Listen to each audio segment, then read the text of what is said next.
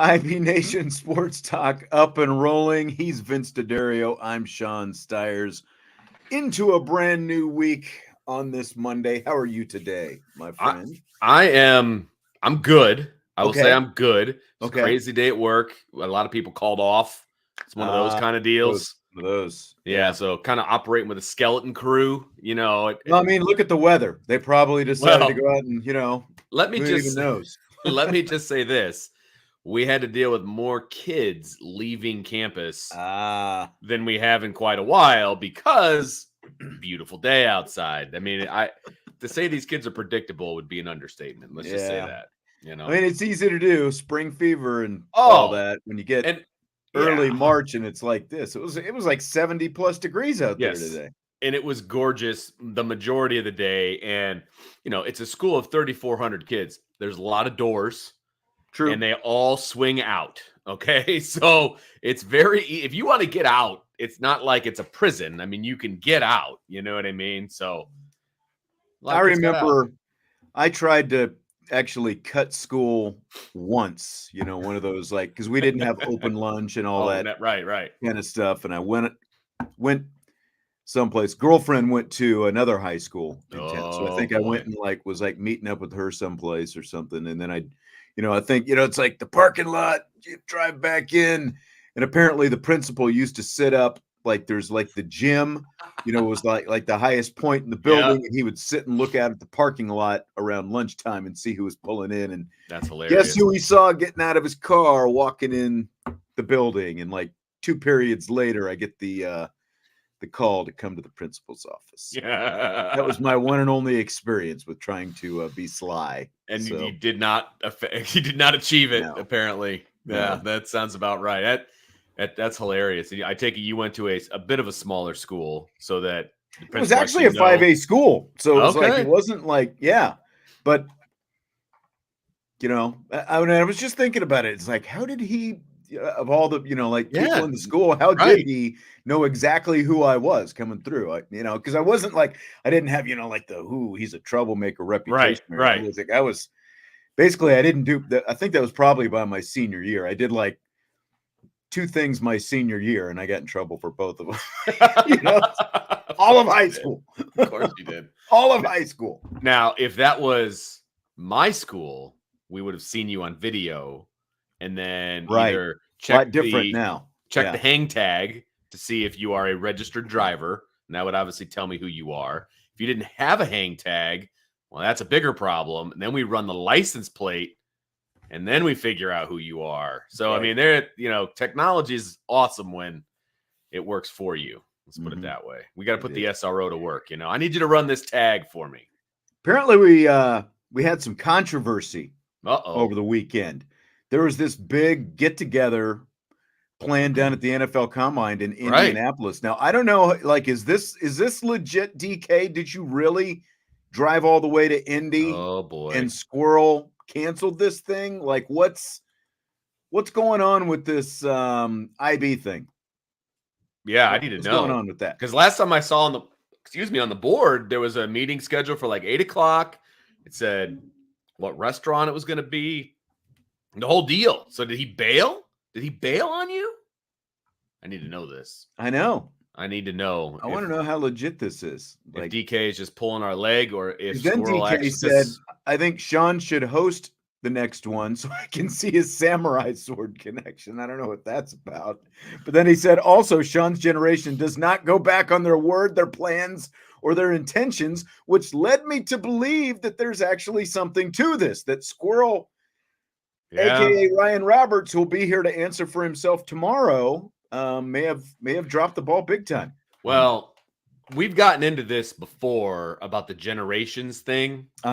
You and I we've discussed this, and you keep trying to push me into a generation that I do not believe that I belong in. Oh, so now DK is going back. He's recanting his whole story. Okay. All right. He canceled at 3 p.m. on Sunday. That's what you. That's so Salty is saying he did. Squirrel canceled at 3:00 Sunday afternoon. Squirrel dropped the nut. Okay, that's pretty funny. That's pretty good, John. That's pretty good. Yeah, I mean, if people are driving in, that is a bit of a late cancel. I will agree with that, but that's tough. It's tough. It is. I don't know. All right. Well, we've got some spring football we're going to get to here in a second. Finally. We got a lot in rapid fire, but I turned in. I talked about this. I guess it was on Friday's show. Turned in my ACC ballot last night. I cast my votes yesterday. And let me say this. Okay. Because I've seen you actively filling out your ballot before. I've actually witnessed this before back when Notre Dame was in the ACC for football. I was watching you, and I don't know if everybody does this, but you dive deep into, and you don't just rubber stamp a bunch of Notre Dame people. I take it seriously. Yeah, you take it very seriously. And I decided, because I didn't have a vote for whatever reason, I didn't have a vote for football. Maybe I did, and I did. I got one. But I was like, I believe the same way as you that it needs to be researched. And I was like, I'm not doing it. It's just way too much. This is too much work. I'm not doing it. But at least you've had the opportunity to see all of these ACC players. That's true. So that helps. It's very true. Does help. Yes. And, we were talking about it on Friday and whether or not Hidalgo should be player of the year. And I mean, I sat back, and the more I looked at the numbers, and again, now, the funny thing is the email from the ACC says, and once you get into the, it's all online, it says you can't vote. It says, it's got one of those, it's got like a column on the left with all the players, and they make you rank 1 through 20. You have to put them in order. So you talk about taking it seriously. It's like, I got to about 7 or 8 pretty easily. And after that, it's like, I've got to do 12. And these are like the 20 that they've selected to be the top 20 kind of deal? Well, there's each team, nominates who they think is worthy of it. Okay. Gotcha. And then from that group of probably 30 to 35 that were on there, you have to rank the top 20.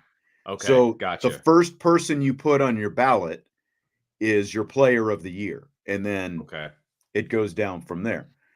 And I will say that I had Hidalgo, Citron, and Westbeld, all up there, in my top 10. There's 10 that'll be named to the first team, 10 to the second. Okay. Oh, wow. 10 on the thing, team? It said you will see players from your team, but you can't vote for them, or you will not be able to vote for them. But I'm like, well, that's stupid. And it's like, I was able to put Hidalgo over there. It was, like the whole thing. But Hidalgo at the top of my ballot. And when you look at everything she's done this year, leading the ACC in scoring, third in the nation in scoring right now, leading the nation in steals, second in the ACC in assists, and just, on and on and on, like everything that she's done. Yeah.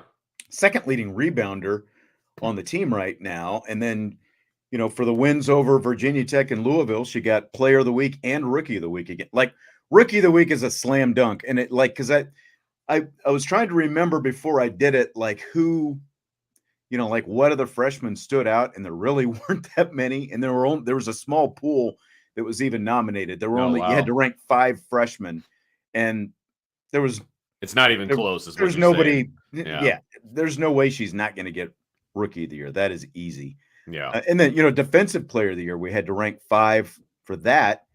And, again, based on the fact that she's leading the nation in steals and just, how she impacts game, I don't know how she's not going to get defensive player of the year either. If anybody's paying attention. The player of the year, I think, is going to be a couple of things are working against her. One, everyone's going to vote for rookie of the year. And so they're going to go, well, she's already going to be rookie of the year. And she's just a freshman. And then you've got Kitley from Virginia Tech, who's already the 2-time. But she's won it twice already. Well, I know, but she's averaging a double-double. And that's, basically the reason. She's averaged a double-double for the last 4 years. Yeah. And they finished first in the conference in the regular season. Virginia Tech did. So I think all those things, I think it's going to be, that's what I think Hidalgo has to overcome. But I think that there is an absolutely great case for her. But I don't know if she's going to be able because of all those things that are going to, sort of work, out of her favor and in Kitley's favor. If I'm not mistaken, I believe you dropped the nugget that Kitley had a double-double in every game this season except one, right? Well, not in every game. Oh, okay. But basically the game that she had against Notre Dame was the lowest production, like overall between points and rebounds that she's had. I know she didn't get to 10 points. I think she had like 7. Well, and that's the other thing. Hidalgo scored at least 20 points in all but 5 games this season. She scored in double figures in every game. Yeah. This year.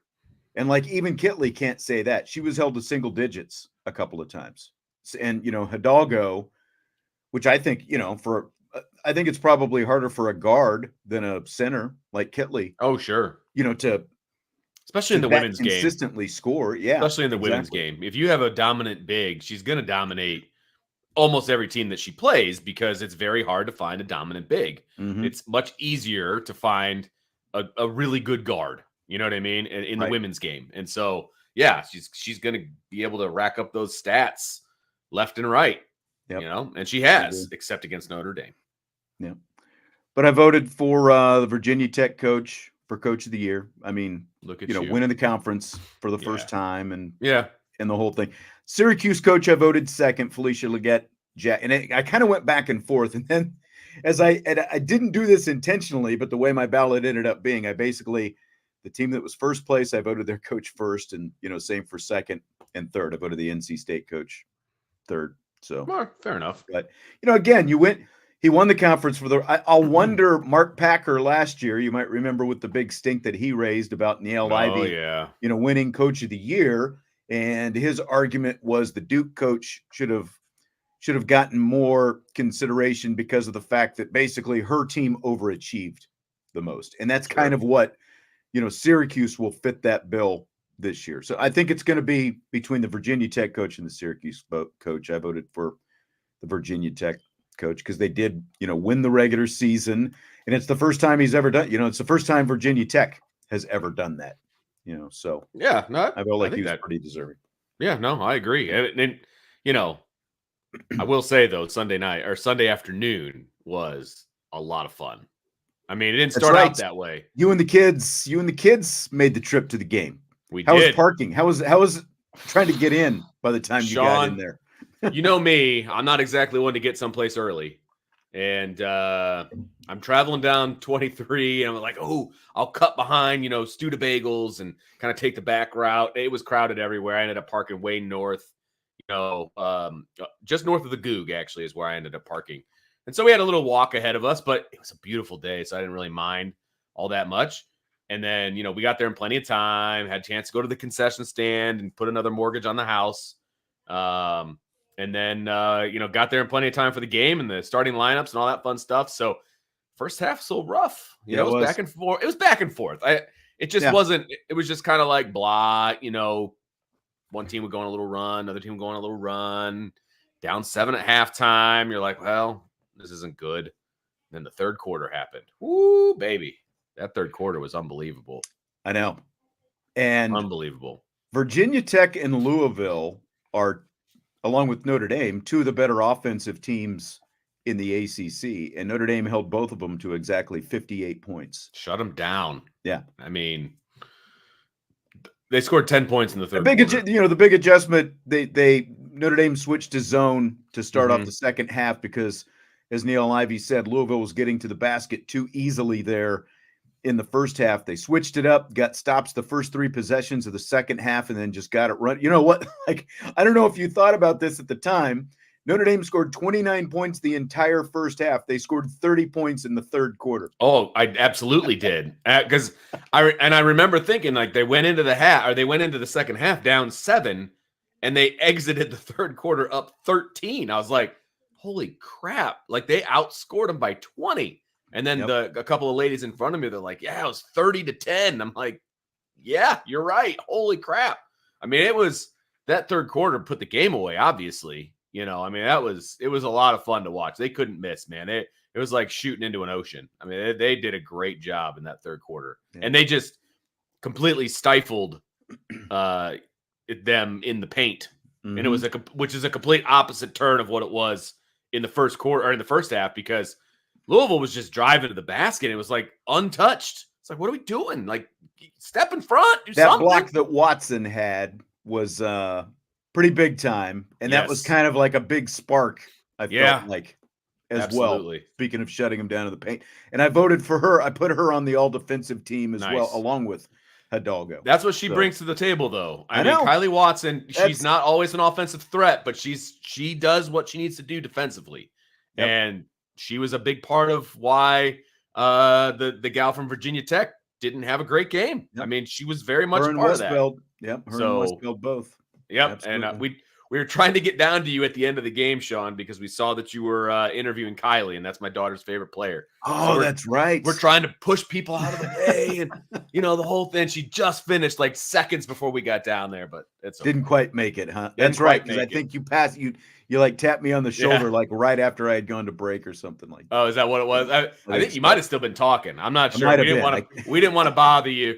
My daughter was like, "How come you didn't talk to him?" I said, "He's doing his job. I'm not going to talk to him. Come on now. I just wanted to let him know we were there." It's a lot of fun. And what's crazy is, so they beat Virginia Tech and Louisville to close the regular season. There's a good chance they're going to play Louisville on Friday. If they win that game, they would probably play Virginia Tech again. Although, I don't know if you saw this. Jesse actually told me about it this afternoon. Kitley hurt her knee yesterday toward the end of that game against Virginia. And it could, I mean, she seems like a good person. And like, you don't want to see, both a good player and what appears to be a good person get hurt, hopefully, it's not serious, but at the same time, that obviously plays in Notre Dame's favor. If it is a situation, where she is unable to play, but we'll just kind of have to wait and see what happens with that. But that, it would be kind of ironic just that you close the regular season with those two teams, and that could be who you play in your first two games of the ACC tournament. That's a tough back-to-back too. I mean, that's because those wins were huge for Notre Dame, obviously, right? They were massive wins for Notre Dame at the end of the regular season. To have those two teams again within a week and a half, back-to-back in 24 hours, that's a tall task for sure. Right. We're going to get to Niele Ivey was asked about Olivia Miles and her future after the game in the press conference yesterday. That's going to come up in rapid fire in a little bit. We will save that. Yeah, that's right. Jason Smith was asked, he says, I got to go check out Coach Ivey's response. I said, hey, man, don't go anywhere. We got the audio. You got the audio. You'll hear the audio. Just wait, baby. Coming up in rapid. But both the question and the answer coming up. That's right. So we got you. Fire. Just be patient. Right. That's right. Let's talk some football for a little bit. It's here. Spring practice. It's the week of right here. We're about 3 days away from watching him strap a helmet on. Thursday, full practice. We're not Thursday's the first practice. Practice number 2 isn't going to be until March 20th. Right. Because and this kind of started with Kelly. They got to get one practice in before spring break, kind of, see what is up with everybody, and then they go on spring break, and then they come back, and then they have practice number 2. So I don't know how I feel about it. I don't know what you can get out of it, and then why. Maybe you just want to see the kids run around, and that way you can have discussions with the coaching staff about where you want to see some people and things like that. I mean, it's nice to see them actually doing football-specific things, that kind of deal. So maybe that's why they do it. But, yeah, they've been doing this for a while.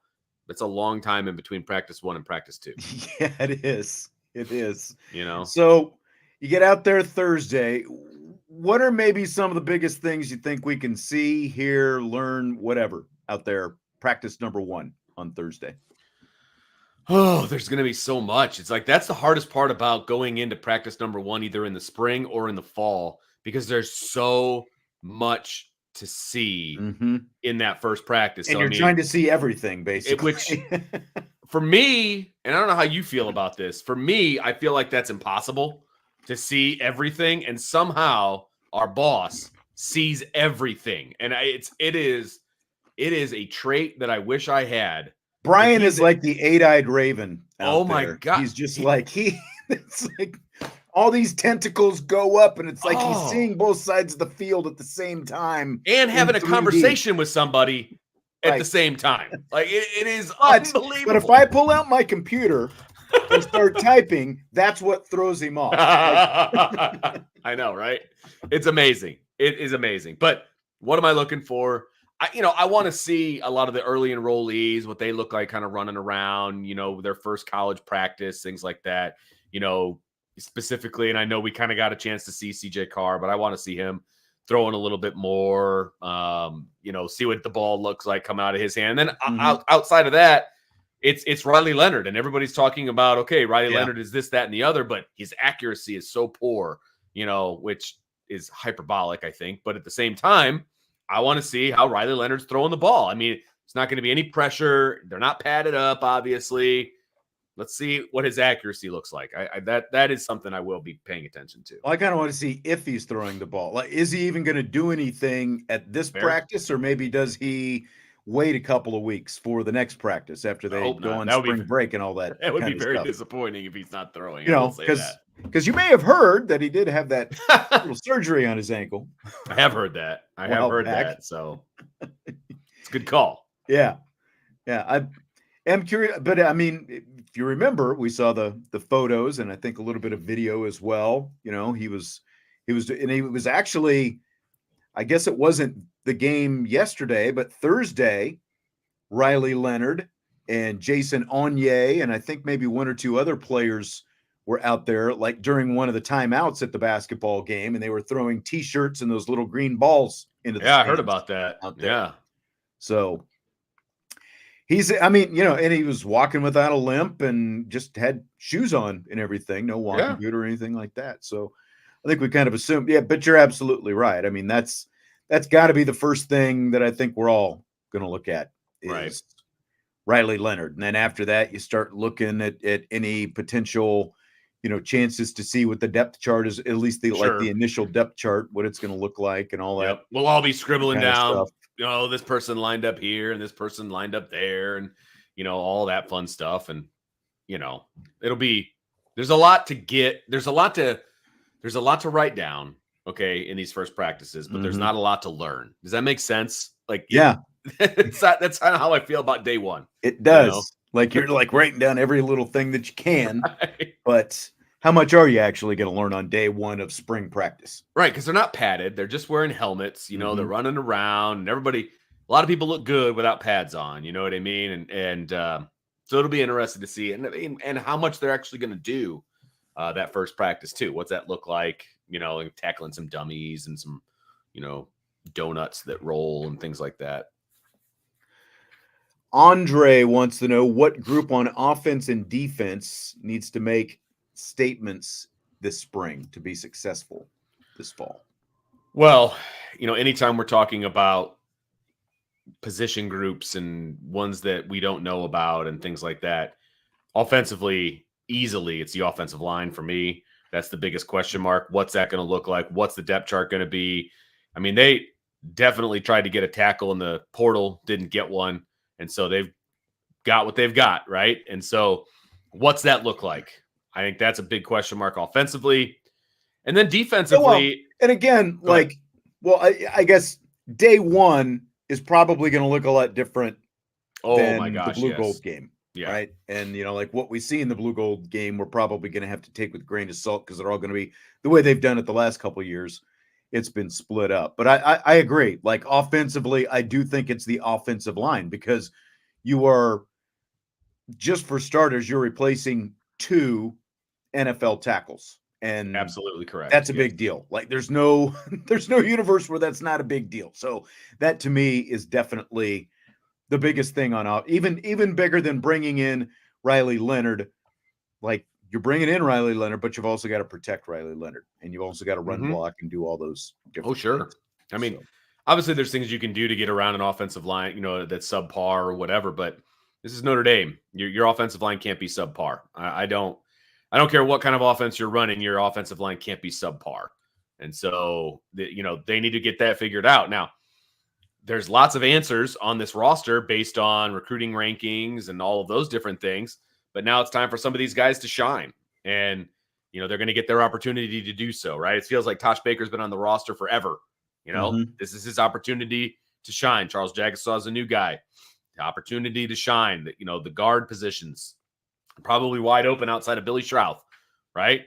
Let's see what can happen there. And Billy Schrauth didn't even start last year. You know what I mean? He wasn't. So you're plugging Billy Schrauth in, like you're saying he's a definite. Yeah, even though Rocco Spindler started ahead of him, and basically Schrauth got his opportunity because of Rocco's injury. Like, to me, I feel like that's a Wally Pipp. Basically, I think you've got 3 for 2. I think you've got 3 for 2 right there, and that's gonna kind of be sorted out this spring a little bit. Somebody's getting Wally Pipped in here. Yeah, I mean that's basically what's going to happen, because I do believe that Billy is going to lock down one of those guard spots. But then again, this time last year, what was the one thing that we thought we knew about guard? That Billy Schrauth was going to be the guard. And obviously that didn't end up happening. Right. And so take that. We were all pretty sure of that a year ago. Right? I mean, take that for, what it's worth, right? Mm-hmm. But based on the way he played and the ceiling, I saw that. You're not wrong, though, DK. Hey, I can admit when I'm wrong. It's okay. That's why I said take it as a grain of salt. But I feel like Billy Schrauth has the highest ceiling of any of those guards. And so I think he's going to take one of those spots from one of those guys. So. I think we need to make a show of Vince's absolutes. Wow. At some point. Is there really that many? Denbrock obviously is the leader in the clubhouse. Right. And it was a cramp. Those are the only 2 absolutes that I'm willing to stand on. I mean, I'm sure somewhere back in the day, I think that there was, Vince probably said, I think we all know Brandon Wimbush is going to be an All-American, and there's just no doubt about that. You're not wrong. I think I did say that. In fairness, a lot of, and this is not a knock on Brandon Wimbush, but no, it's all good. We know how things ended up, obviously. Sure. There were a lot of people that were pretty high. I remember when he came in, I was thinking this could be the best quarterback that Notre Dame's had in a long time. I remember thinking that, and I remember holding on to that thought for a very long time until he was clearly just struggling with his mechanics and all that other stuff. But man, when he was right, he was really good. It's just he was wrong more than he was right. You know what I mean? And that's my biggest miss, I would say, out of all the prognostications that I've ever made. He was definitely my biggest miss because he was one of those guys that I was willing to stand on the mountaintop and scream about. You know what I mean? Yeah. So that stinks because I thought he was going to be something. I wasn't that far behind you. Yeah. Well, it is what it is. Still a great guy. What do you think about defense? To me, it's the linebackers. Just because 100%. You got so much turnover. Yeah. In that group. There's question marks at every level, obviously, right? But this is there's the most turnover at linebacker. There's the most uncertainty at linebacker. And you could almost make the same case that if you look at the roster, recruiting rankings and all of those different things, linebackers should be fine. But it's time for some of these young guys to shine, right? And it's going to be interesting to see kind of what positions the guys are getting plugged into and things like that. And it sounds like from the audio that we've played on the show and talking to Max Bulla, right, that there's going to be guys that are going to be in a position. It's not going to be got to learn them all. Especially the younger guys. The younger guys, anyway. Yeah. Boom, boom, boom. Yeah. I think basically we're going to see Kaiser play at least 2 positions. I think that's fair. And I think that's the best way to use him, right? I really do. I think he'll probably start off at will with Bowen at Mike, and we'll see what happens. I think there's going to be a legitimate competition at the rover position. No, I agree. I think that between Snead and Osbury, I think you're going to see a big time competition there. Yep. At rover. But then the other question is going to be how versatile are those guys? And between that Mac and Money in nickel, I think there's going to be some competitions for those spots in terms of the fact that those are considered different positions in the nickel package than in their base package. I think there's going to be some competition for those spots as well to see, who's in there in that nickel package. I agree because in the past, right, there's been times where Notre Dame didn't have to change their personnel to go to nickel. Right. Or there's also been times in the past where the rover was off the field most of the time because the nickel was on the field most of the time. Right. And so how, moving the pieces around and who's going to be best on the field when. Like, those are all things that are going to be very interesting. And those are going to be answers we're probably not going to have by the time we get to the end of spring.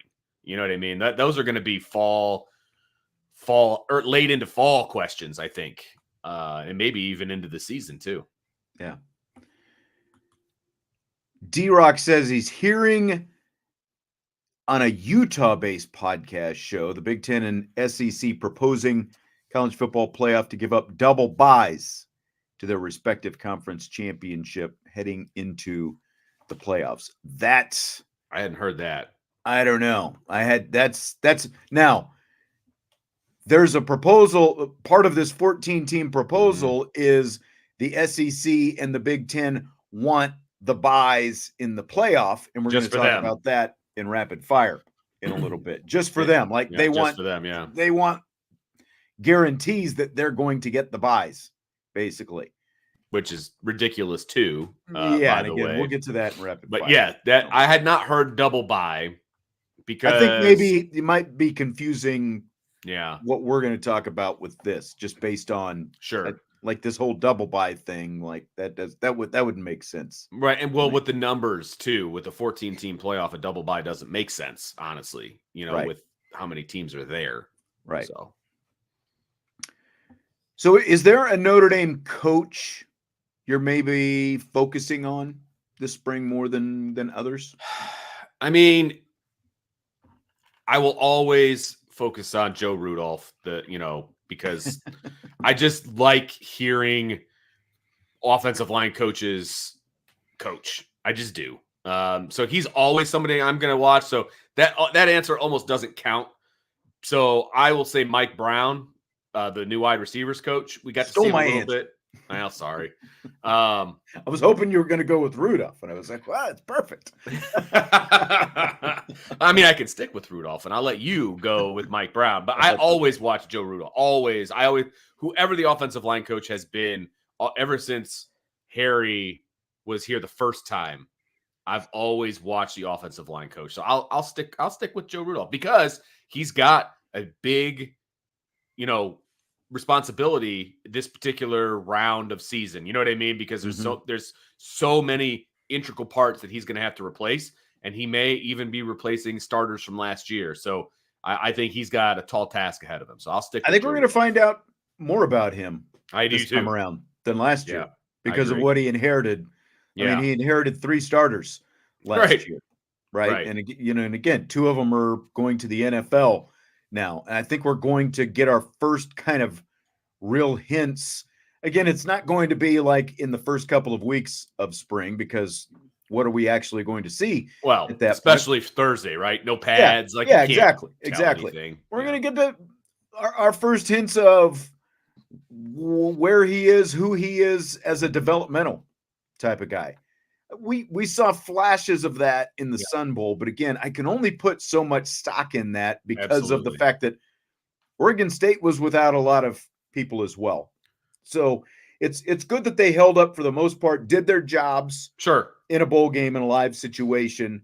But, again, I think that there's only so much stock that I can put in that. Well, and I will also say we got to be consistent, right? So I'm not saying I'm dismissing what Steve Angeli did, because I'm not dismissing it. He did his job, and he did a good job at it, right? So if I'm saying that I still don't think he's a championship level quarterback, I can't say, well, the offensive line played so well, they're ready to win a championship. You know what I mean? Like, I can't talk out of both sides of my mouth on that, right? So you have to take the bowl game as it is, right? They played well enough in the bowl game to win and be dominant against the competition. You take all that into account, right? And it's just another data point moving forward.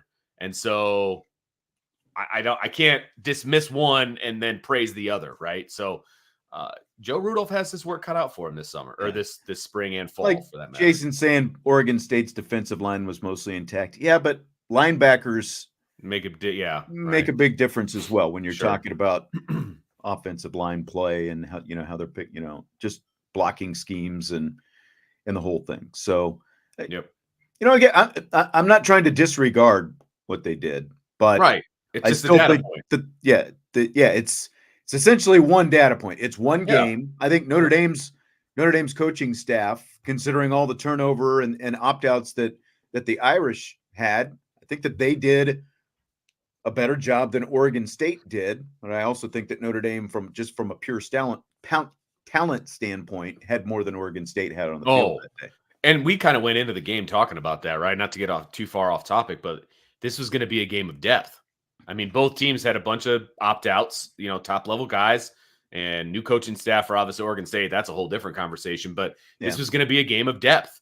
And to a man, we're all like, Notre Dame has better depth. They should win this game. And that's exactly what happened. Yeah. Mike Brown is the guy for me, though, because it's a very important position group. And I mean, you can obviously make a case, like when you look at offensive line and wide receivers, that the receiver group is even, at least just as important, because the offensive line is, obviously very important. It all foundation and all that, starts there. But this is a receiver group that a lot more, I think, is going to be expected of this year than last year, because of the incoming guys that you have, and because of a couple of returners that you've got in that group as well. It's a group that has to start producing. It just has to. And you're bringing in a quarterback who does have, as you said, just like with the accuracy stuff, is going to have questions of his own. But I think that this is a receiver group that can sort of help compensate for that. Again, like how much we're going to see from Mike Brown, when you're out there, doing position drills and stuff like that. I don't know exactly what we'll be able to glean from that, but at the same time, I think when we do get our chances to see some live stuff, I think that that's when it's really going to be telling ultimately.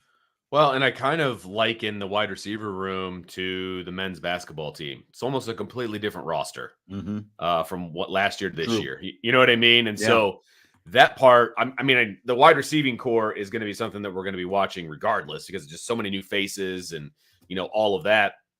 When you bring in a new coach, and I've said this before when I've had shows with Brian, we talked about new coaches and things like that, what you emphasize in these drills, okay?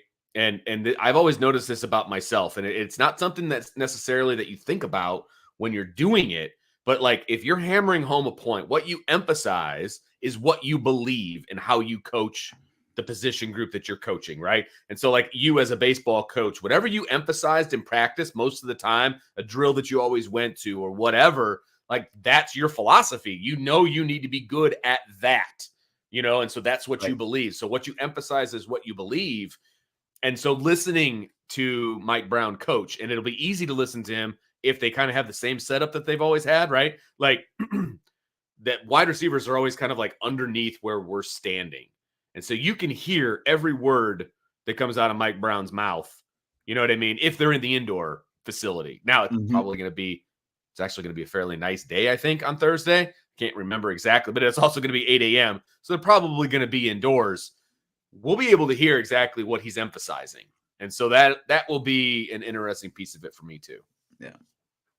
It's funny you said that, because when you said that, one of the first things that I thought about coaching baseball was when we did our infield, we would always start with infield in, and we would come home, and, the catcher would step on the plate and we would turn two, right? And so it was like our second game.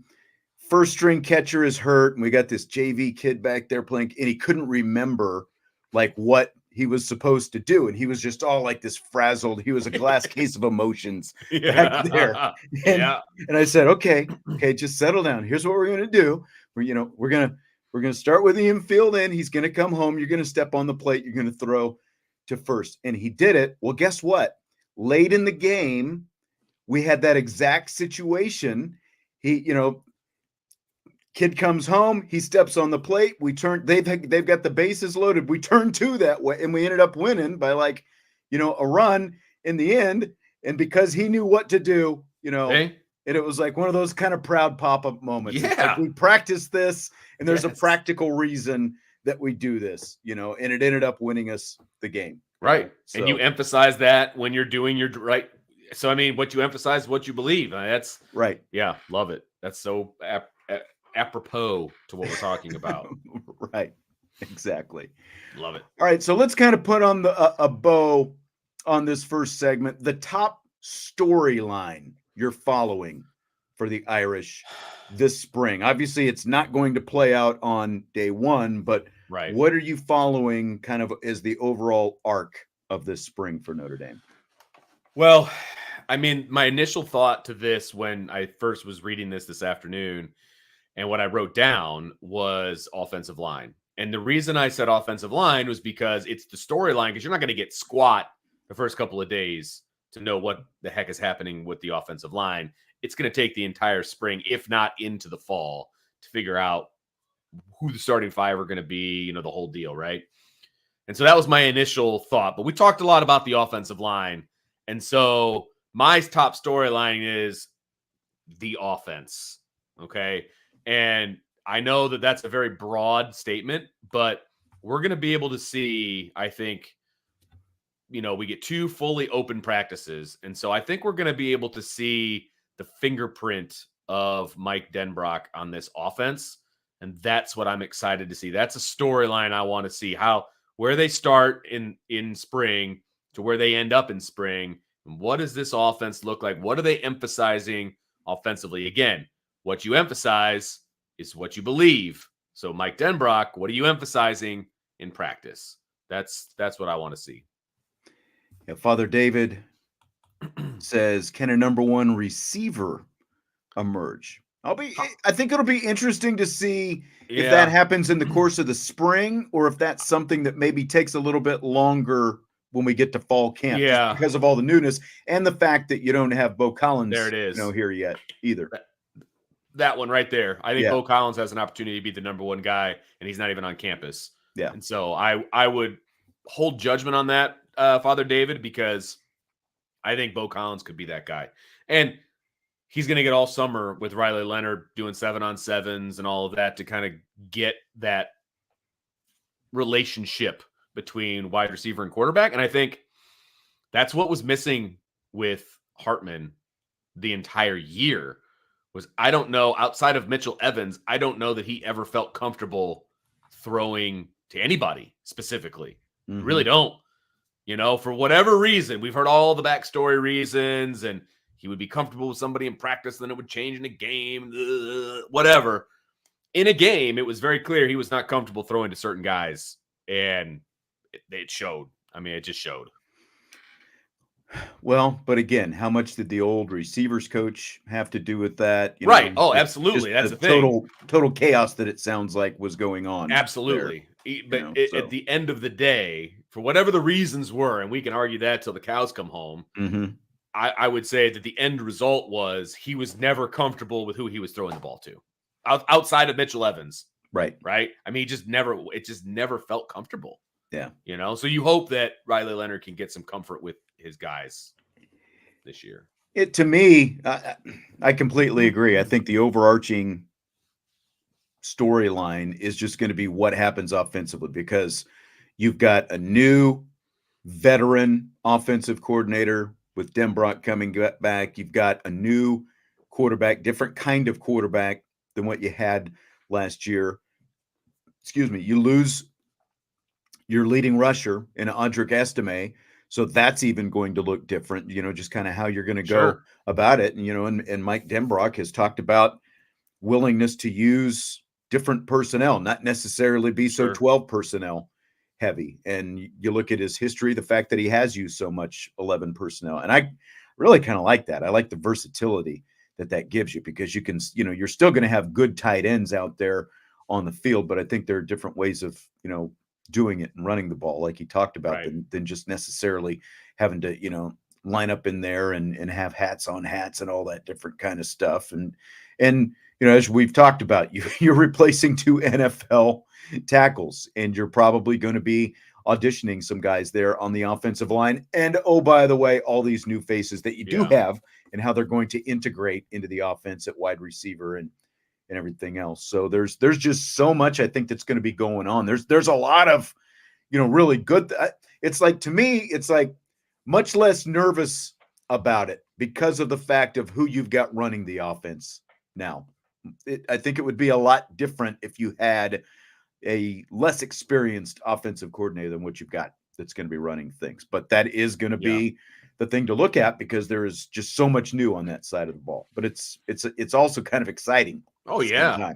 Super exciting. I mean, you're going to have almost all new faces at wide receiver. You're going to have new faces out, same faces in the defense or offensive backfield, but more responsibility and things like that. I mean, this is going to be a lot of fun to watch. Obviously, Mitchell Evans isn't going to be out there at tight end in the spring, and the offensive line is going to be a lot of new faces. So this offense is going to look different, both from a personnel standpoint and from a philosophy standpoint.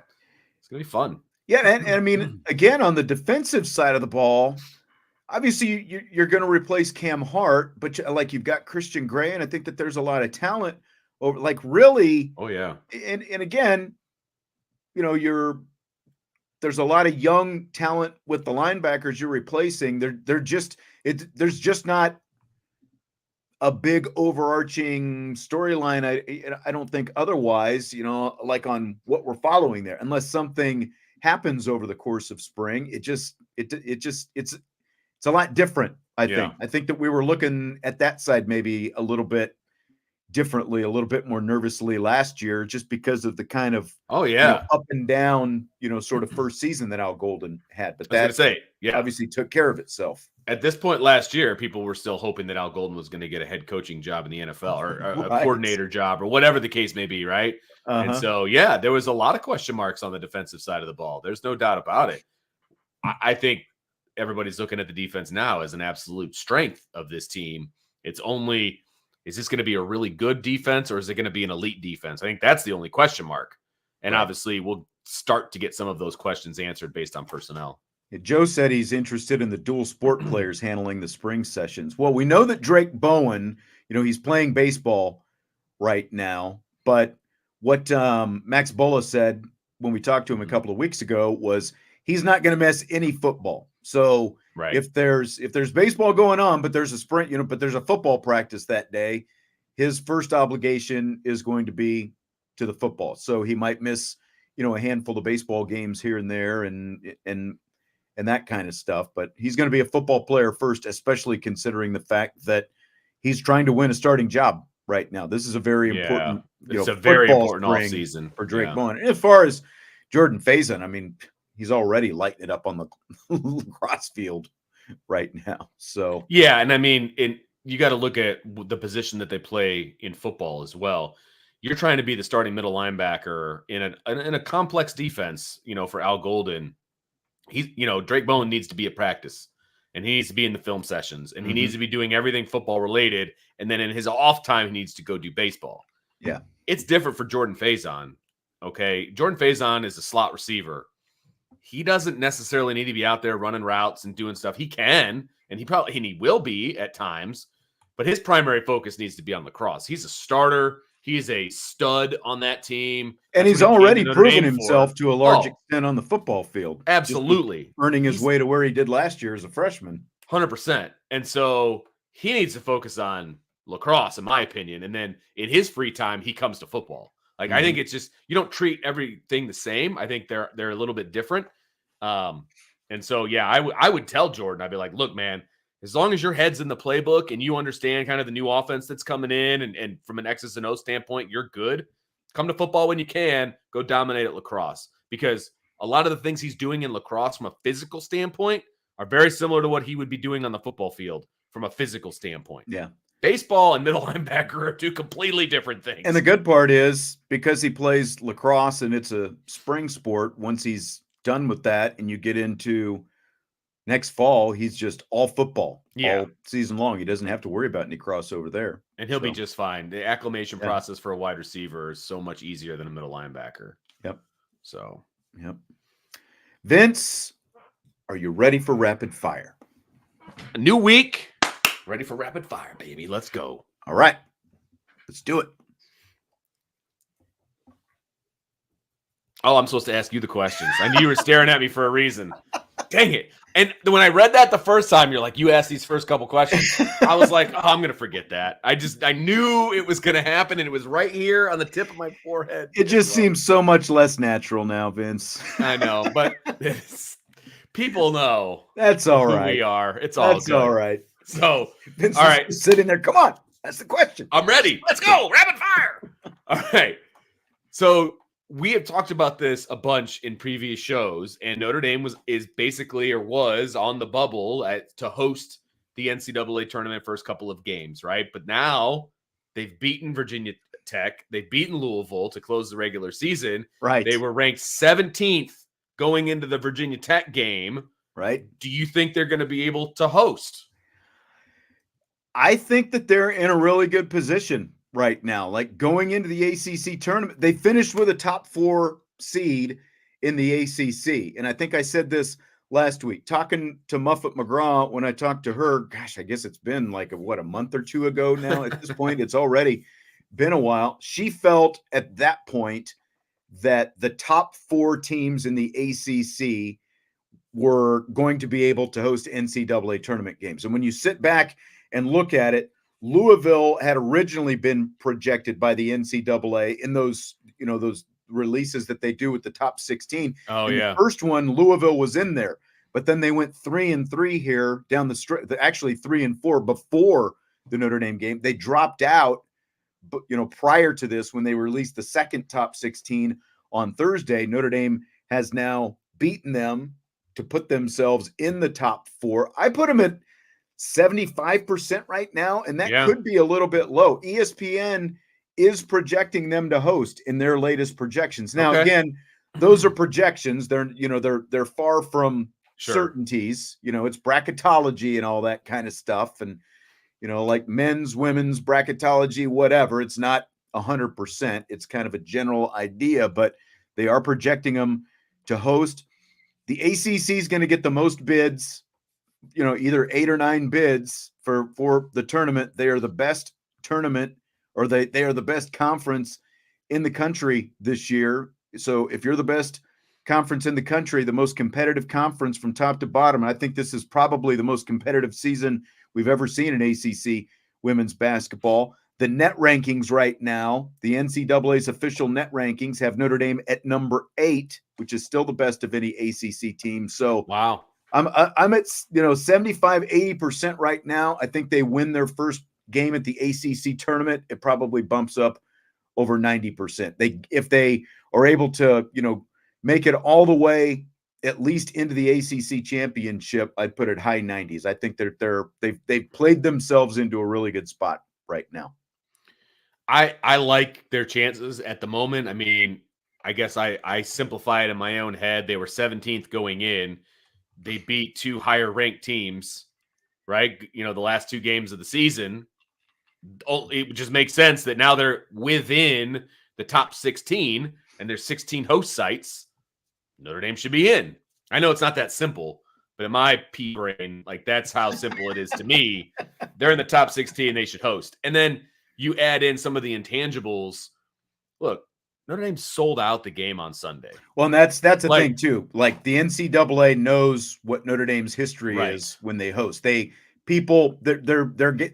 tournaments are well attended here at Purcell Pavilion. Right. And you're going to get butts and seats. And if you have it in some other places, and I'm not going to say where because I can't even come up with anything, but there's going to be other places where there's not going to be as many people in the stands. And so if you want to grow the game as you want to, you got to have Notre Dame host. I mean, even if they were a bubble team to host, I feel like the intangibles of butts and seats should get them over the hump to be a host.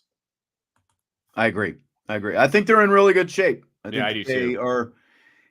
And now I've got DK asking me about hockey, of course. I don't know anything about. You got the wrong people for hockey. I got to tell you. Anthony asked if the men's team has been selling out. They have not, but I mean, honestly, we're going to talk about the men here in just a minute. Maybe I should have saved that comment, but they're obviously playing better right now. We'll get to that here. I've got plenty to say about them as well. But okay, last women's basketball question. Okay.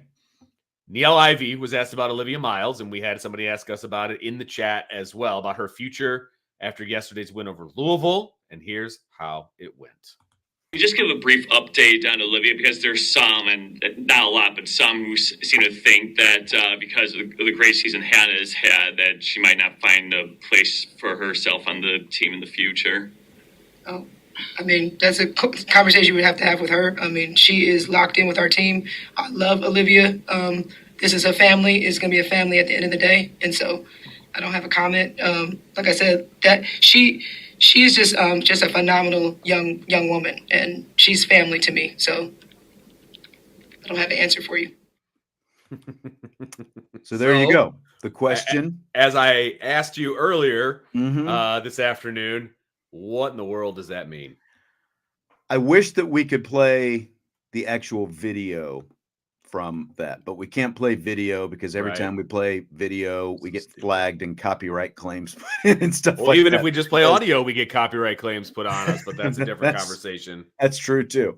But Hannah Hidalgo was sitting right next to Niele Ivey, and Sonia Citron was sitting there, and Maddie Westbeld was sitting there as well. And Hannah just like started shaking her head when that question came up.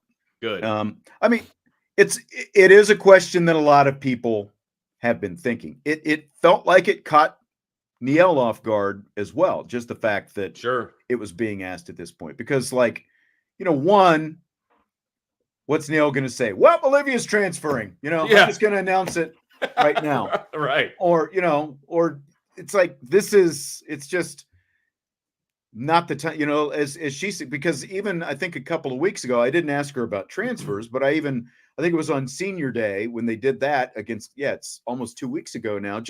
I asked her in the pregame, have you started to have any conversations about who might be coming back next year, eligibility wise and stuff like that. And that's all stuff that's going to take place at the end of the season.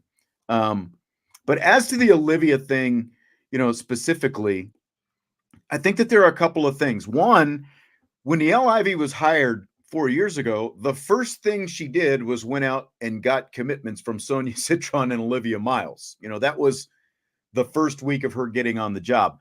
And, Olivia is now and always has been a very important person to Niele Ivey, and I think vice versa. Second, Hannah Hidalgo was recruited to play with Olivia Miles. This is not like an either-or situation, even though a lot of people want to make it an either-or situation, just because of the fact that they both play point guard. She wasn't a backup plan after Olivia's injury last year. She signed in November, and then the injury happened to Olivia at the end of last February, and the plan was to have both of them this year. Like, could you imagine having Olivia Miles, who herself would have been a front runner for ACC, like one of the front runners for ACC Player of the Year, had she been healthy? Like, could you imagine having her, Sonia Citron, and Hannah Hidalgo all on the court at the same time? Because that's what Niele Ivey envisioned with this whole thing. Again, it wasn't an either or type thing. So, I say that because when you listen to the question, and again, you hear some people talk about it, they act as if you can only have one of those two players. Like, you can never have enough talent on your team. That's basically how you build championship teams. Is the more talent you have, the better you're going to be. Just look at Muffet McGraw's rosters, like when they won that last national championship and went to the championship game the year before, and the other championship games they went to, so now they both would have had slightly different roles, obviously, if they were together, but that's for the coaching staff to figure out, and so I just, again, we can't play the video so that you can't see the expressions on the players' faces. They all, like, it felt to me like everyone was just kind of really caught off guard by the fact that this, that was being asked. So, again, you don't want to read too much into it. And I'm not, like, people ask me all the time, like, what I think is going to happen. It's, it's not like Olivia would be walking around talking about what she is or isn't going to do, just in, sort of in general. But you guys aren't just grabbing coffee in the hotel lobby of away games and her just pouring out her future to you. But I mean, I'll say she has been on every road trip this season. She is always interacting with the team. She is always engaged on the bench. She is always excited, just like the rest of the team when things are going well and she's up and, like waving the towels or whatever and cheering and, doing everything else. And, I have heard some people say like, well, she doesn't seem as engaged, right. It's like, don't read too much into body language. I just think that there's always, like that's always a trap that you can fall into because it essentially becomes confirmation bias, I think. Like, because you think that, oh, this could happen, you're reading into every little thing, Right. No, I look, she's also a competitor at a very high level. Right. You think she likes to be on the bench? Like, of course she's going to support her teammates, and she does. I've literally sat in the stands and watched her for periods of time just to, whatever, see how she's doing. She wants to be on the floor. She's super competitive. She wants to support her teammates, and she does, but she wants to be on the floor. You would be somewhat disappointed sitting on the bench watching your friends, your family, as Niele put it, out on the floor making plays, doing their thing. You want to be out there with them. You don't want to be on the bench. Right. So, so she's going to be super enthusiastic. She's not the walk-on the end of the bench, whoever that may be, that's just happy to be there. That's not who Olivia Miles is. So don't read too much into, the physicality of what she's doing, her body language. That's nonsense. That's ridiculous. I'm sorry. Right. That annoys me, to be honest with you. I mean, I can't tell you one way or the other, but this is her 4th year on campus. Remember, she enrolled mid-season in the COVID year when there were no fans in the stands. But that season didn't count toward her eligibility. She basically got a bonus. She did her COVID year early, basically, is what she did. Yeah, exactly. So she still got 2 years of eligibility left. Right. And look, we are in the transfer portal era. So, like, you never know. But I don't. And again, I'm not trying to tell you that I know anything one way. But nothing would shock you. But I've never got the feeling that like that is just looming out there. Just watching her, interact with her team and everything else. And again, I think if anything, she just wishes she could be out there. Yeah. And it's another great player you would have on the floor if she were out there. Look, and here's the other thing: Olivia Miles knows what the talent level is on her roster, or with her team. She also knows how good of a player she is, and if she adds herself to that, how good they could be. Okay, her transferring someplace else just to be the star, quote unquote, the singular star, that doesn't mean that team is going to go win a bunch of games.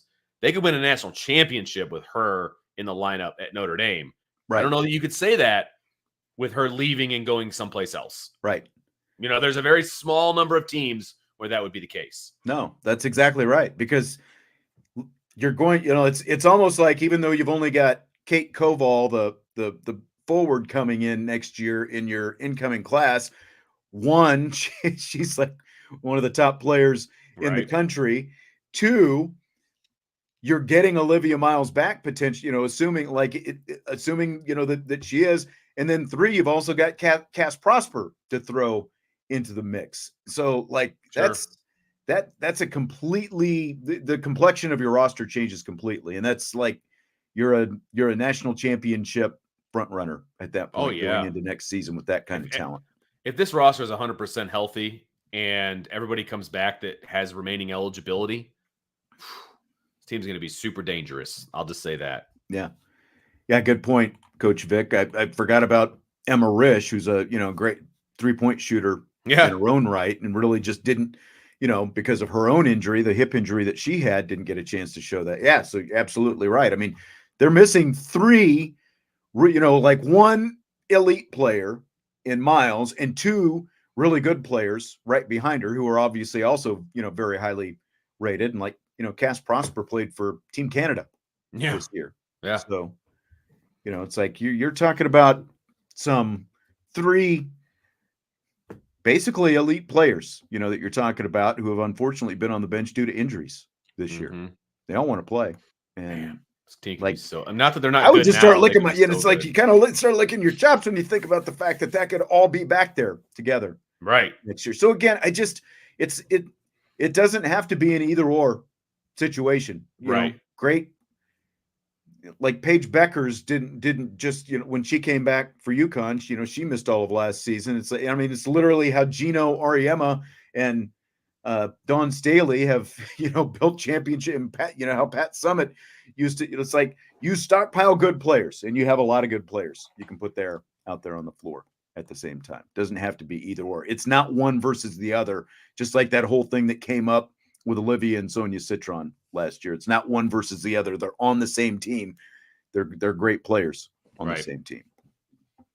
Fill in the blank. Audric Estimé had a good NFL combine in some aspects, but he ran a 4.72 in the 40. That'll mean blank to his draft prospects. It could hurt him. I mean, it could hurt his draft prospects, but I think that only helps him, to be honest with you. I think that means he could fall to a team that is already really good. I don't know. It's not a huge red flag to me. 40 times and some of those combine drills, it's like, how much stock do you take in them, right? I think if you go back and you look at, for example, Jerome Bettis, everybody always wants to compare him to Jerome Bettis. Jerome Bettis ran about the exact same 40 time. That's what's crazy. Because I started thinking about big guys, and I Googled Jerome Bettis, and he ran right around the same time. Yeah. Hall of Famer. Now, I'm not saying Audric Estimé is going to be a Hall of Famer, but it's not all about 40 time. I would say if I was his agent and an NFL team was like, man, I don't know if we can really engage in this because of his 40 time and all that, I would be like, look, I get where you're coming from. Do me a favor, pop in the film. Just pop in the film, watch him play the game of football with pads on and a football in his hands. Watch the film. Because if you do that, then he's in the top 2 or 3 running backs in this draft. Right. I agree. And I think that it's ultimately, a couple of different things. I think that, like, when you talk about his ability to maybe rise as high as, like be a second rounder or something like that, unless he turns around and, runs a real good 40 time at Notre Dame's pro day, that's probably out the window. But I think ultimately it's just going to come down to, like from a team philosophy, do you want that kind of back? Do you want a big back kind of thing? And that's like the team that sort of either covets or just wants that, wants to have, whether he is a change of pace guy or a first and second down back. And then you bring in, like the little, third down type back, that kind of thing. Because, we've seen what Audric Estimé, like all the other things, and even running the foot, like he is good at, like he tested well in a lot of other areas. It's just that the 40 time was slow. So, again, in terms of whatever his ceiling is, this really limits his ceiling because he doesn't have that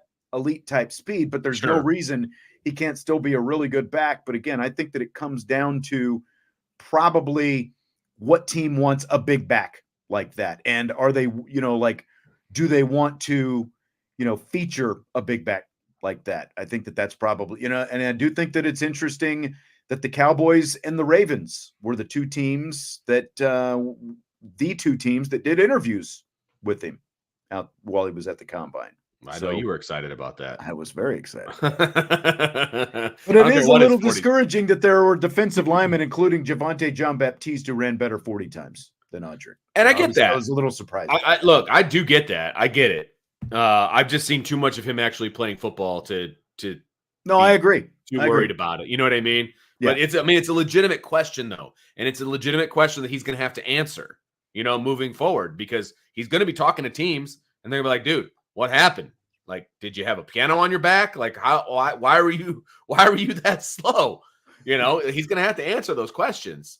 But I would just have a running highlight reel and be like, I think he was like, 6 or 7 pounds lighter than whatever he was listed on his official Notre Dame listed weight last year. Yeah, so he's cut a little bit, but he's probably going to have to cut another 5 or so by the time pro day rolls around, and see if he can, at least get that closer to a 5.5, a 4.55 or something in that range. I think agreed. That would help him. That would absolutely help. You can, death, taxes, and Audric Estimé running the 40 at Notre Dame pro day. Like, those things are going to happen, Right. But the unfortunate thing is, even though you might run that at your pro day, it's still kind of like the combine time that seems sure. to stick with people. 100%. But that only means maybe he drops. It'll cost him a little bit of money potentially, but I think some teams going to end up with a steal with wherever they get him. If he's as good as we think he is, he'll make that money up in the second contract. Yeah.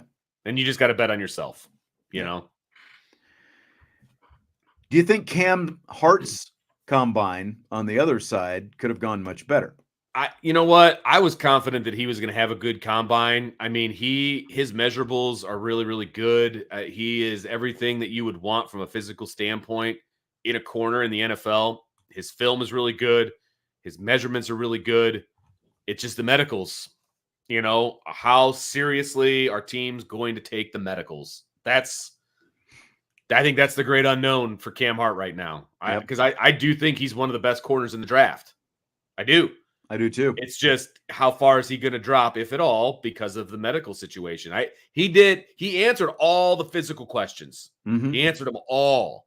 Just how we thought he was going to be honest, or how I thought he was going to. Right. It's just I hope the medicals don't scare all the teams away. And that's they do X-rays and they poke and prod and all that different kind of stuff if they know you've got injury history. So that could be a thing. But man, I mean, just the straight up testing could not have gone much better. He only bench pressed 11 reps, which surprised me a little bit. But he is a cornerback, so it's not like you expected him to do 20 or whatever like JD Bertrand was throwing up there. But at the same time, everything else, the 40 time, the vertical, the broad jump, all that stuff, very well. What did his 40 time end up being? He was a 4.5. What was it? He was 4.5 flat, I think is what it ended up being. Okay. So pretty good. That's picking him up and putting him down, man, especially for a kid with his long limbs like he's got. So yeah, he's going to be real good in the NFL. If he can stay healthy, and I know that's an if, I get it, but man, he's going to be really good. Yeah. Fill in the blank, Mike. Oh, by the way, your boy Squirrel and I, Ryan Roberts, on tomorrow's show will get more in depth on the Notre Dame combines and kind of what they mean for some of these guys and stuff like that. Since Ryan was there, even though he apparently ditched everybody. He was in Indianapolis. That's all I can tell you. I mean, I don't know what his comings and goings were, but apparently they weren't at that restaurant at 8:00. Right. Mm-hmm. Fill in the blank. Micah Shrewsbury's Notre Dame men's basketball team winning 5 of their last 6 games after beating Clemson Saturday is blank.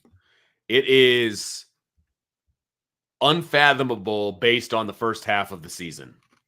They were a terrible basketball team the first half of the season. And they slowly started to climb the mountain, man. And Micah Shrewsbury, if he hasn't proven to people that he can coach, man, I don't know what people need to see, because he's taken a team of just young kids who most of them were all playing in high school ball last year, and they are playing as a team.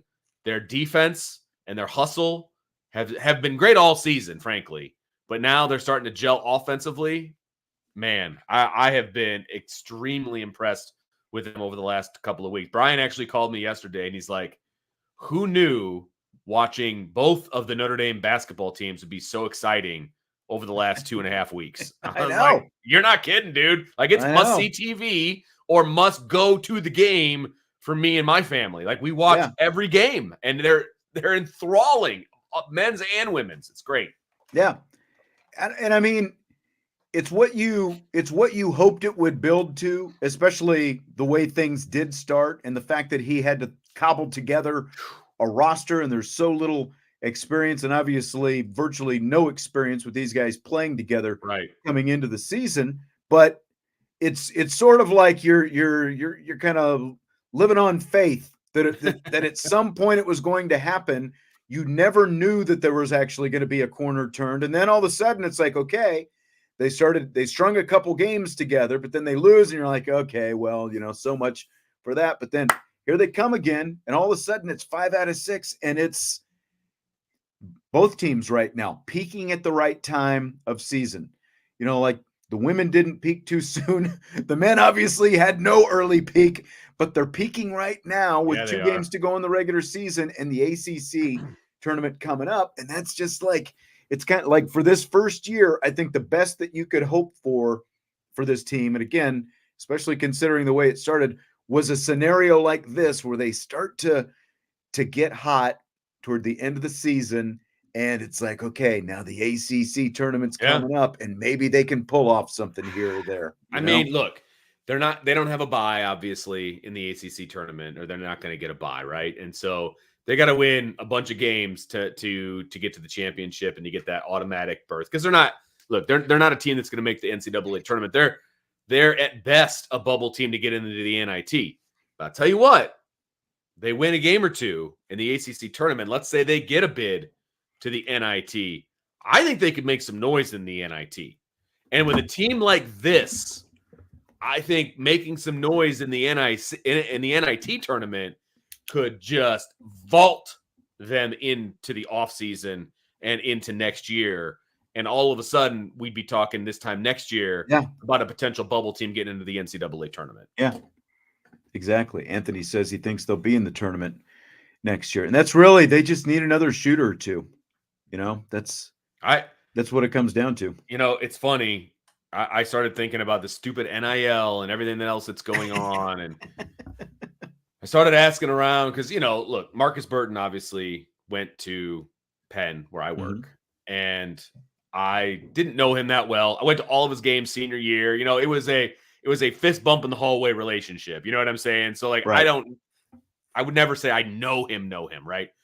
And so I asked a couple of people who do know him very, very well. I was like, man, what if somebody just like calls him up in the offseason and is like, we got $1 million in NIL money for you to come play for our team. Like, do you think he would go? And everybody I talked to said they think he's in it for the long haul at Notre Dame. He loves the school. He loves the education, what that can do for him and all of those different things. And that made me feel a little bit better about the situation. I'll be honest with you. Yeah. But they've set him up real nicely at Notre Dame, and he's doing a really good job in the classroom. And so, everything seems to be working out really, really well. And so hopefully, because look, he's going to get those calls from somebody. Like, that's going to happen because he's going to get some postseason accolades and all that stuff. And the way he plays is awesome. But like, man, just stay in that Notre Dame uniform, baby. Come on, just stick around. Absolutely. Ryan Roberts Forehead asked, do the baseball games get televised at all? What network? And as Anthony said, they're playing Purdue this week. It's going to be on ESPN Plus. And typically first couple weekends, because they travel and stuff and where they go, you don't necessarily see many of them. There are going to be some games on ACC Network, and they'll do like ACC Network Plus, the streaming service, and then ESPN Plus. That's where the bulk of them would be televised is on the different streaming platforms, whether it's the ACC streaming platforms or the ESPN Plus. They do a lot of production for the ESPN Plus type stuff. Yeah, they don't even like. I'm looking at the schedule for Notre Dame baseball right now, and they don't even have it listed Purdue that it's going to be televised. So there you go. They're not real good about it. The next game that they show that is going to be televised is NC State on March 29th on the ACC network. Yeah. And that's once they get into conference play, I think there's typically just about every game is streaming somewhere, again, whether it's on like the ACC Plus or the ESPN Plus, right? Typically on one of those. So fill in the blank. We talked about the latest 14-team college football playoff format that is currently being considered on last week's show. Latest word, not only would the SEC and the Big Ten get 3 automatic bids each, but they would also get the only 2 first-round buys for their conference champions in the playoffs. It would be blank if that happens. Ridiculous. It would be ridiculous if that happens. Somebody's got to step up to the bully in the room. Somebody, whether it's Notre Dame and everybody else following Notre Dame. But come on, man. You can't just let the Big Ten and the SEC push everybody around. Yeah. You've got to stand up for yourselves. And if eventually they just decide to leave, the college football playoff, leave the NCAA, whatever, then that's what they do. Okay. Wins and losses have to mean something ultimately. Right. And you can't be afraid of the possibility that they're going to leave or whatever. Like, Come on, don't let them bully you. I'm sorry. It's ridiculous. And the fact that it has come to this, that it's basically, like we're the ones making all the money. We've got all the leverage here. It's just insane what college football is going towards. And if this goes through again, like, could you imagine the NCAA tournament giving buys just because of what conference that you happen to belong to, or giving out seeds because of what, like solely based on that and not based on the metrics of your one-loss record? Yeah. The fact that your strength of schedule, all of those things that are really important, and, figuring out who the best team is.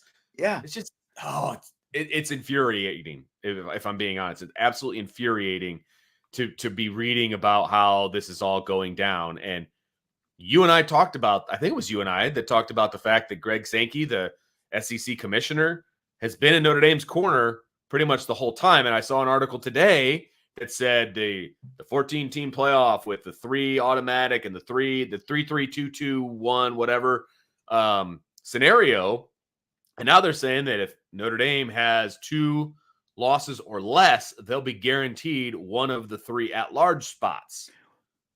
Well, see, what I saw was they just need to be ranked in the top 14. Or that's what it was. I'm sorry. The top 14. And I think somebody else commented that, like, if they have only 2 losses, they would be there. So, yeah, if they were ranked in the top 14, they'd be guaranteed a spot. Now, there's already... I'm sure that'll tick off a lot of people. Oh, I'm sure it will. But you got to remember, there was already a clause in the like the New Year's 6 college football playoff, whatever, that if Notre Dame was ranked in the top, and I can't remember what the number was, that they would automatically get a New Year's 6 bowl.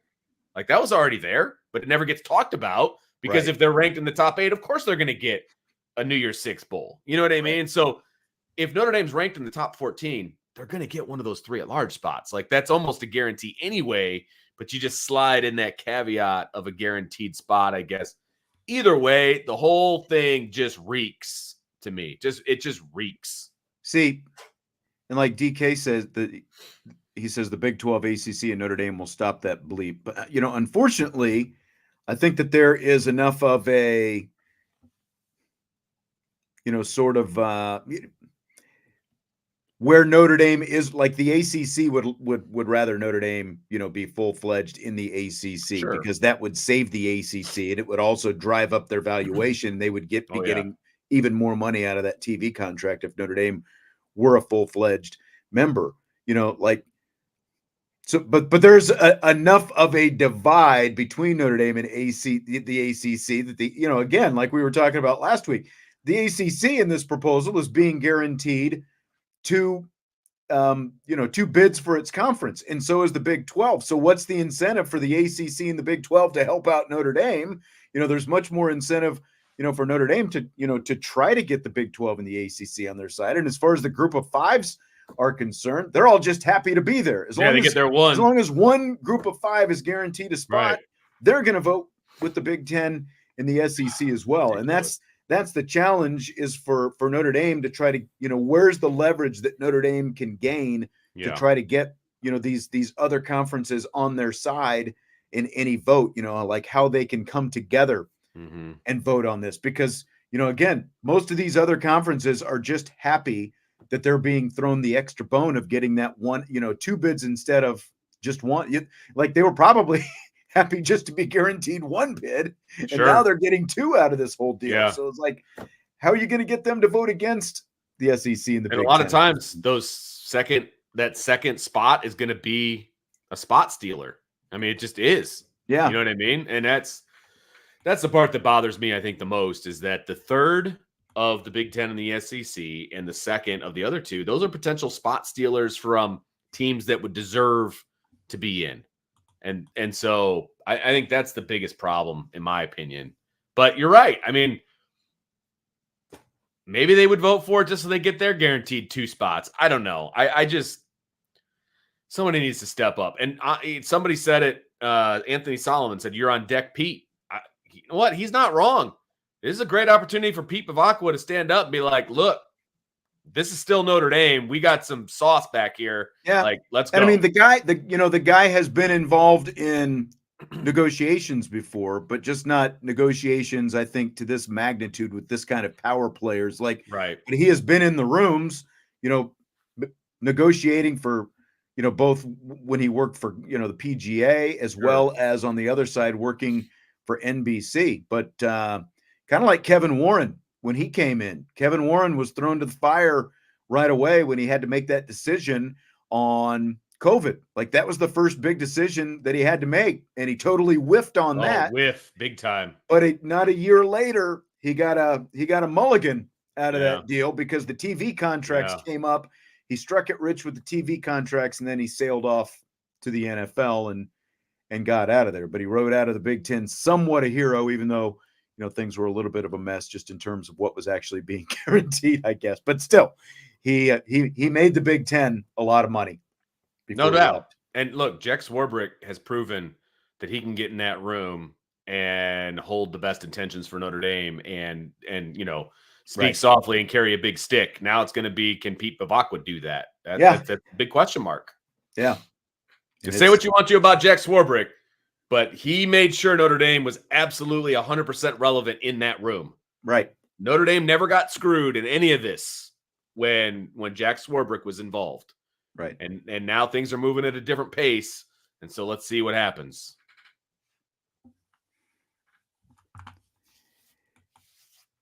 Ryan said Notre Dame could be the linchpin to the ACC and the Big 12 combining along with the Pac-2 to disrupt the SEC and their fish, the B1G. I mean, the only way that that's going to happen, I think, is if Notre Dame literally says joins forces, get together. Yeah. I mean, Notre Dame would have to, again, he's right. Notre Dame, it would be the linchpin. They would be absolutely the ones that would have to spearhead that whole thing for sure. Right. It's just a mess right now. It is a mess. I wish we could get in a time machine and go back and just, I don't know. I know. We all thought this playoff stuff sounded pretty good a few years ago. And then they've just. The playoff is good if there's actual conferences and there's actual, Right. It's just these automatic bids. That's the problem that I have. Even with these massive conferences and everything else, win-loss records, man, that's what matters. I know. The best teams get in. Like we talked about last week, the SEC and the Big Ten are making this big play to get guarantees that they're going to get this extra bid. And just based on when you look at the rankings and how things have shaken out the last few years, they would almost certainly get at least 3 bids, if not even 4 sometimes, and maybe even a 5th, just depending. Yeah, 100%. Absolutely. Do they really need the language that says you're guaranteed to get 3? They're going to get 3 in the majority of the time. There may be that off year where they get 2, but the majority of the time they're going to get 3. I just especially don't like when you consider that it's not even going to be a Power 5 anymore. It's going to be a Power 4. Just that alone almost guarantees that you're going to get that many. Why they need that assurance is just, we know it's about. Yeah, exactly. It's about the dollar signs. You want the guaranteed dollar bills.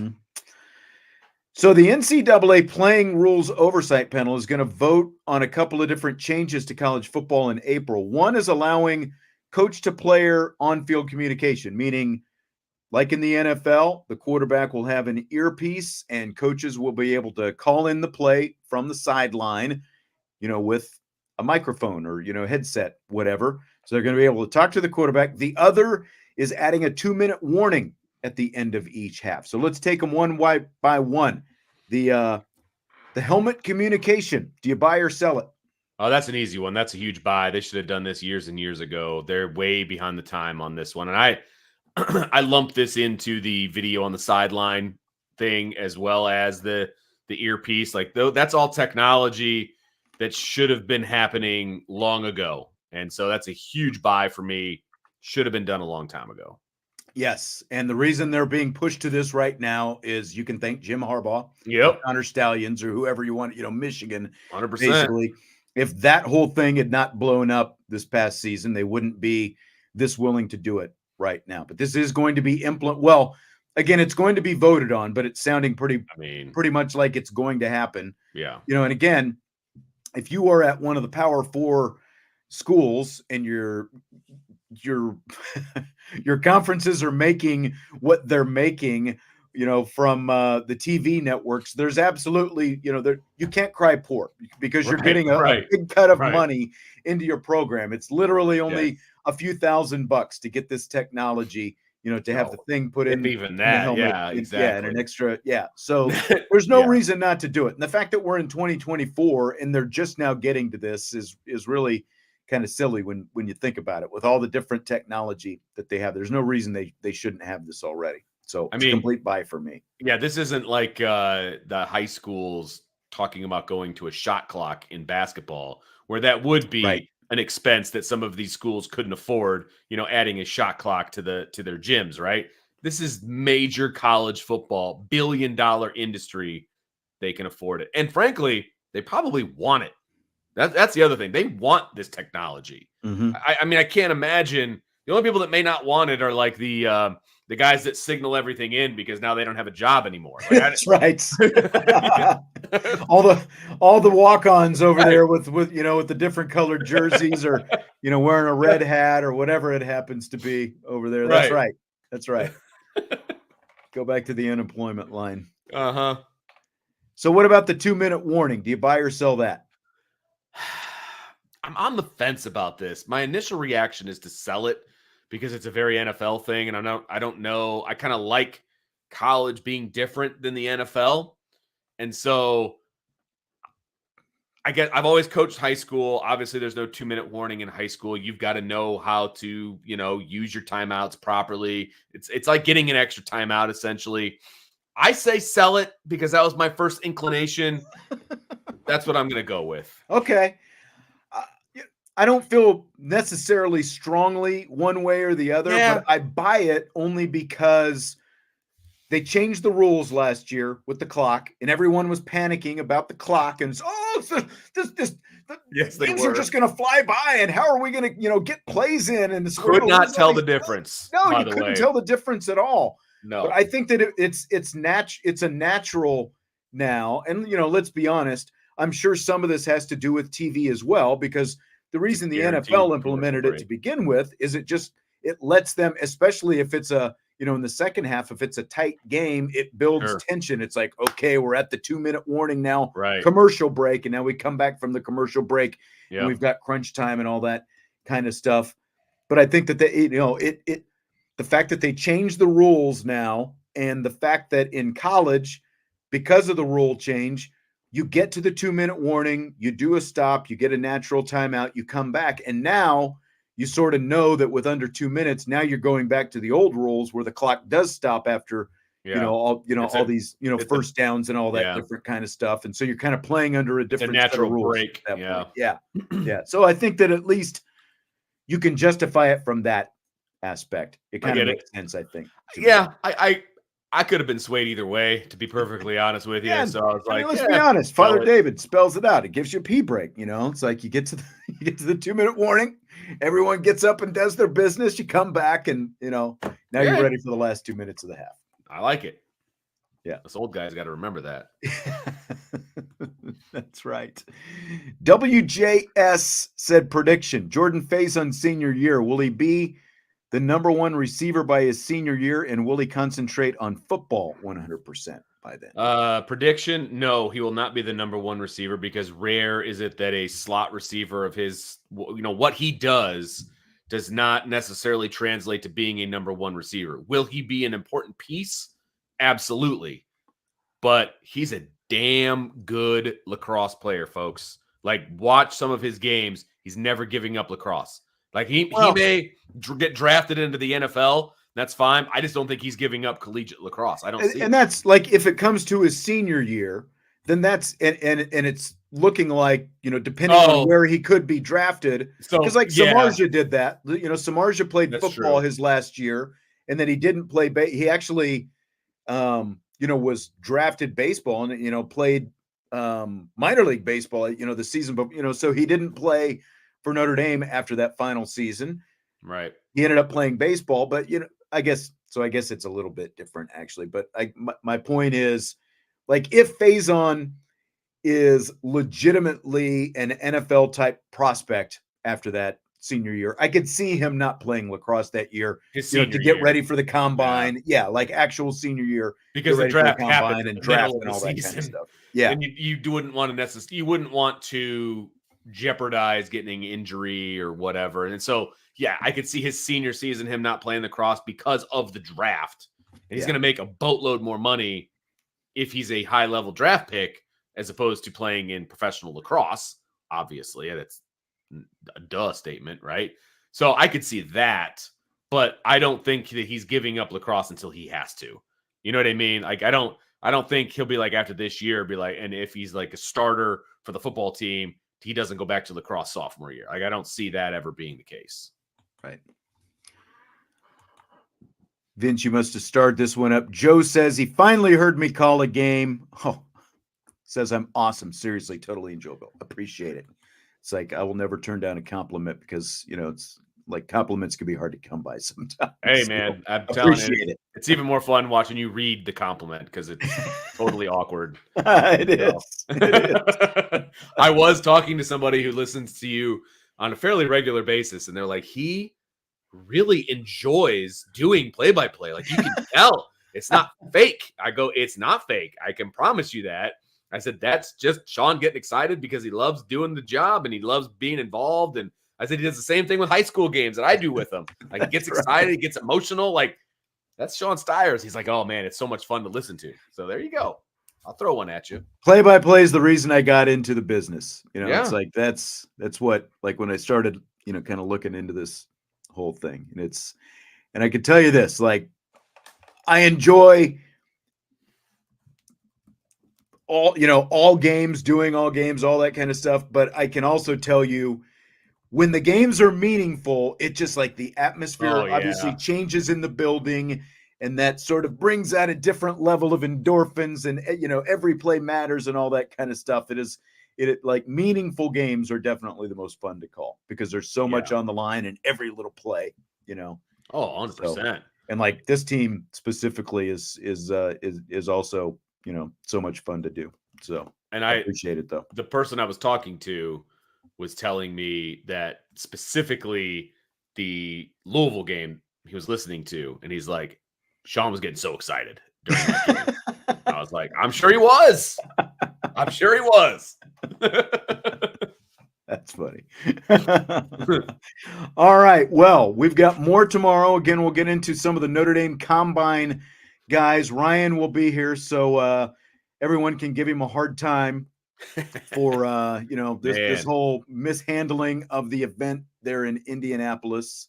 Unbelievable. And so we'll do that, and then Jesse will be in for rapid fire as well. I'll be traveling Wednesday, so Vince and Jesse will have the mailbag show, but because Thursday is an off day for women's basketball, I'll actually be doing a Thursday show for the first time since like December. Seriously, since it's been a while. They play on Thursdays, and then they play at 11 a.m. Friday. So after that, I'll go back to the hotel, get a little lunch in my stomach, and then we'll all be here for the Friday rapid fire show as well. So we won't miss out on that. It's gonna be fun. Be fun. Yes. So shows every day this week. Yes. Looking forward to it. Yes. All right. Vince, I will talk to you later. Everybody else, thanks as always. We will talk to you tomorrow. Hit the like button before you leave. And of course, subscribe, rate, and review on your podcast platform. We'll talk to you later on Ivy Nation Sports Talk.